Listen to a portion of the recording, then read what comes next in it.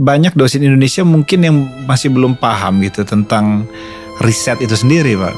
Mohon maaf, bukan merendahkan posisi lektor, saya sendiri pun lektor gitu ya.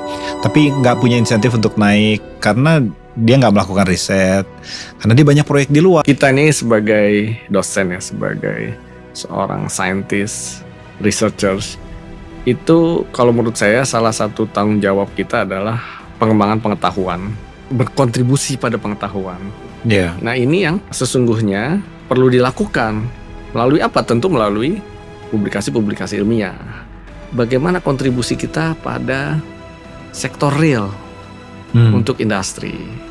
Tentu kita akan lakukan peningkatan terus, evaluasi terus, kurikulum dan sebagainya. Tetapi sisi riset ini yang kita masih belum terlalu kuat. Kita perlu perkuat terus. Ini kita kedatangan seorang nanotechnologist, tapi juga Menteri Pendidikan Tinggi, Riset dan Teknologi, sahabat kami Profesor Brian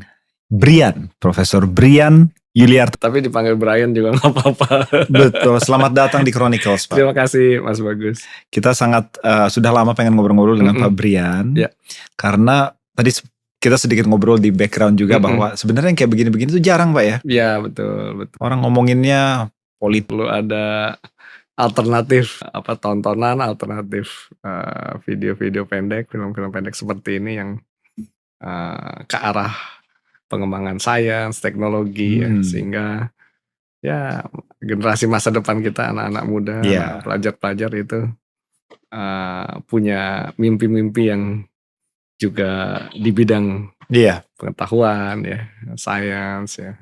Gitu. Betul. Di bidang pengetahuan itu sendiri spesifiknya juga bidang-bidang yang sangat dibutuhkan di Indonesia. Benar. Jadi saya bilang sedikit tentang Pak Brian adalah seorang nanotechnologist. Is that fair? Nanotechnologist would you?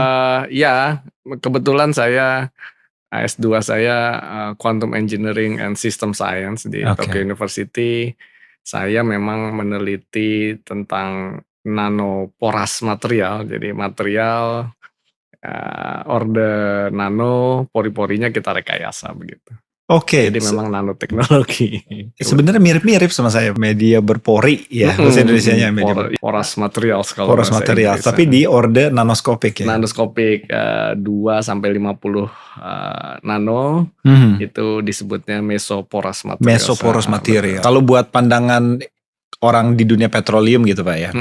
Jadi kalau kita mau mengekstraksi shale gas misalnya, itu pori-pori shale itu bisa sampai ke orde itu tuh 2-3 nano. Gitu ya.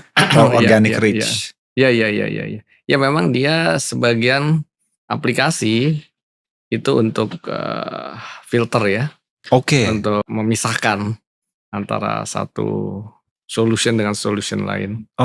Fuel cell berarti kayak gitu. Atau bisa juga aplikasinya di sana. Jadi memang kebetulan sih kalau aplikasi saya kita lebih sensors karena dengan merekayasa struktur nano dia punya surface yang lebih luas sehingga interaksi antara target ya dengan sensor kita bisa lebih besar sehingga lebih sensitif gitu.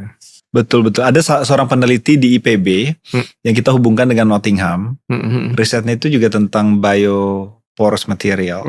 Jadi dia semacam sphere yang dibuat poros. Tujuannya seperti itu supaya surface-nya lebih besar. Delivery juga betul.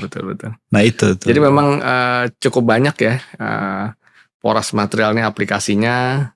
Salah satunya yang tahun ini dapat Nobel. Kimia, Profesor Omar Yagi dari UC Berkeley. Kebetulan saya pernah kerjasama juga dengan beliau. Mahasiswa saya ketika S2 di KAUS ya, Korea. KAIS Korea. KAIS di Saudi Arabia.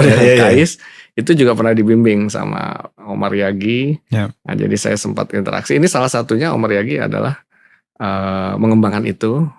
Tapi kemudian beliau